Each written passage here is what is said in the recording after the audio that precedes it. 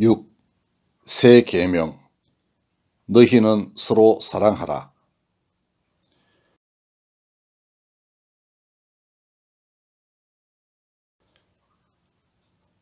하나님이 이스라엘을 자신의 백성으로 삼으신 이유는 그들로 인해 땅의 모든 족속이 복을 얻는 것이었으며, 하나님은 이 약속의 성취를 위해 이스라엘을 자신이 지시하는 땅으로 가게 하셨다.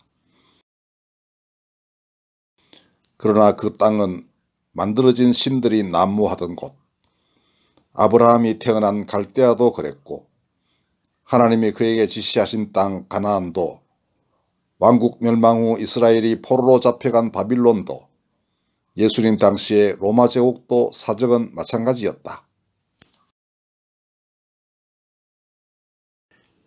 이스라엘의 역사는 애초부터 세계의 역사와 분리될 수 없었다. 하나님은 만들어진 신들의 문명과 사투를 버리며 믿음을 지켜야 했던 이스라엘의 파란만장한 역사 속에서 자신을 계시하신 것이다.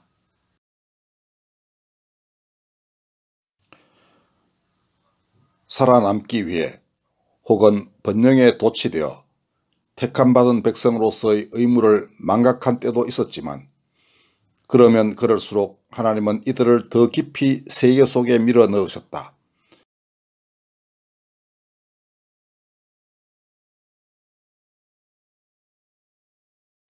가나안의 조무래기 족속에서부터 대제국에 이르기까지 이스라엘은 고대 근동의 모든 문명과 조우했다. 그러나 역설적이게도 악화된 여건에서 오히려 세계에서의 하나님의 백성의 지위에 대한 이해는 더 깊어갔다.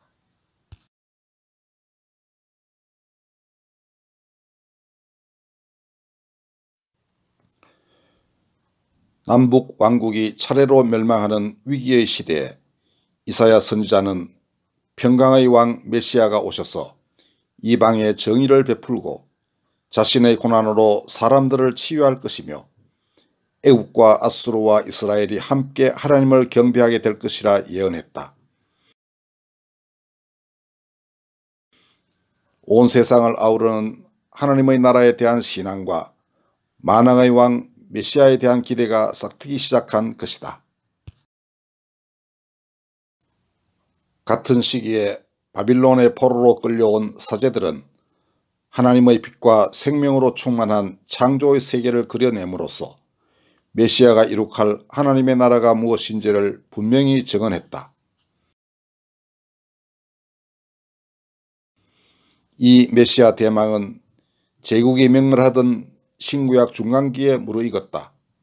이스라엘이 고대하던 모세와 같은 선지자는 이스라엘의 기름 부은 왕이 아니라 하나님이 만민을 위해 예비하신 분으로 자리매김되었다.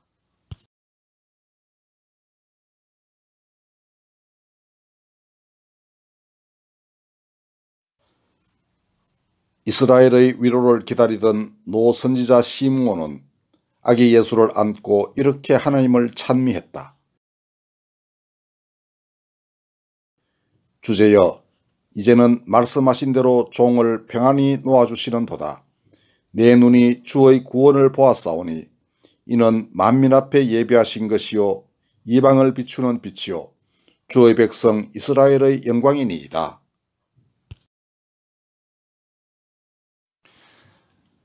그러나 예수님 당시의 이스라엘의 사정은 매우 복잡했다.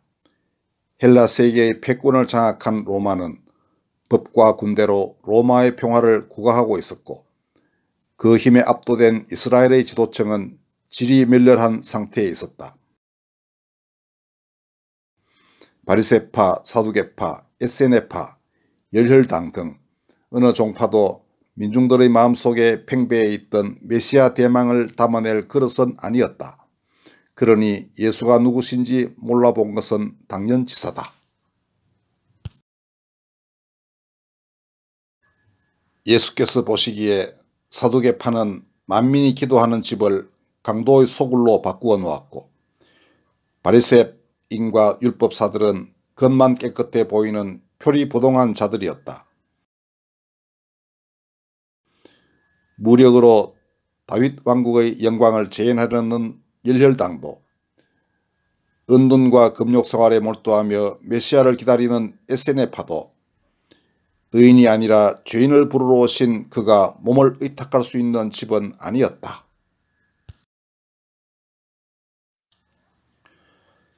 부활이 있기까지 가난한 민중들에게 고난받는 야훼의 종의 노래가 메시아 예언임을 가르친 이는 하나도 없었다. 그는 실로 머리 둘 곳이 없는 메시아이셨다. 그러면 이런 세상에서 그는 어떻게 메시아로서의 사명을 수행하셨을까?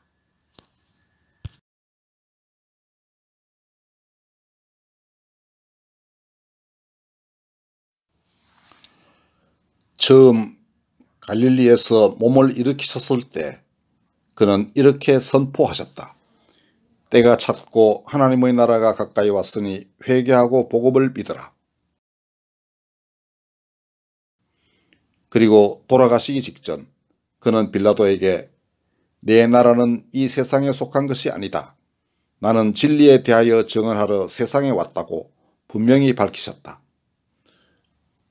그러므로 그 진리는 이 세상에 속하지 않은 하나님의 나라의 기쁜 소식이었고 그는 오직 이 소식만을 전하려 하셨던 것이다.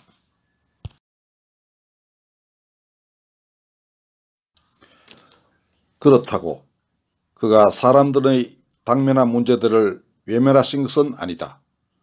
수많은 병자들을 고치시고 수천 명을 먹이시는 기적을 통해 하나님이 사람들과 함께 하신다는 것을 실감하게 하셨다. 그의 말씀과 기사 이적은 목자 없이 유리하던 사람들에게 마른 땅의 단비와 같았다. 깨끗해진 몸, 받아든 한 마리의 물고기와 보리떡 하나, 그 기쁨은 곧 영생의 기쁨이었다.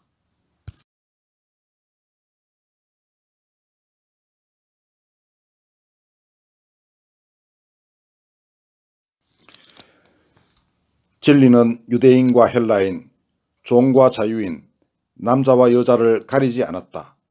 누구나 그를 믿으면 영생을 얻었고 그의 말에 거하면 진리를 알고 그 진리로 인해 모든 속박에서 자유롭게 되었다.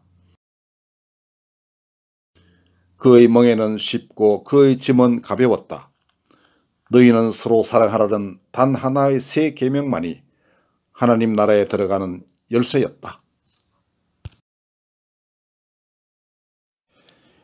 이 새 계명은 존재의 본성을 고스란히 표현하고 있다.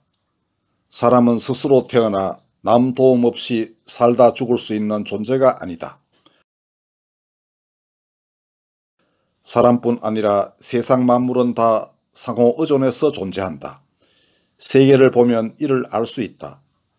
한 생명체가 생하는 데는 다른 존재들의 희생이 있어야 하고 그렇게 생겨난 생명체는 다시 멸을 통해 다른 존재들의 생에 기여한다.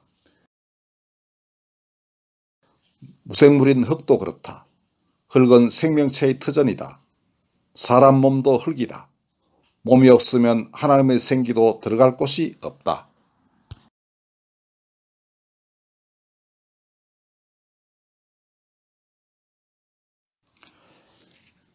관계성이야말로 모든 존재하는 것들의 본성이며 이 만물의 상호의존적 관계는 사랑 이외의 어떤 것으로도 형성될 수 없다. 그래서 그 지으신 모든 것이 하나님 보시기에 심히 좋은 것이다. 그런데 현실은 그렇지 않다. 선보다는 악이 우세하고 하나님보다 쾌락을 사랑하는 사람들이 훨씬 더 많다. 땅은 본디 하나님의 것이나 눈에 보이는 땅은 다 가이사의 것이다. 하나님처럼 되려는 탐심으로 만물의 관계가 뒤틀려 버린 것이다.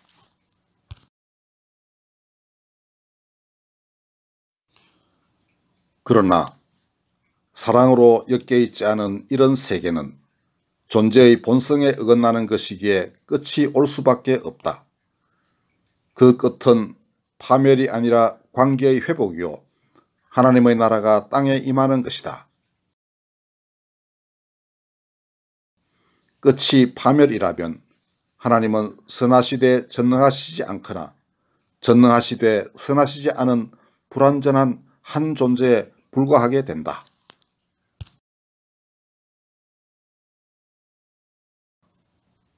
너희는 서로 사랑하라는 새 계명은 반드시 만민이 따라야 하고 따를 수밖에 없는 하나님의 나라의 주춧돌, 곧 하나님이 부여하신 인간의 근원적 본성에서 연유하는 근본 계명이다. 예수께서 다시 오시더라도, 아니 수백 번 다시 오시더라도 그는 똑같은 말씀을 하실 것이다. 천지는 없어지더라도 이 말씀은 없어지지 않는다.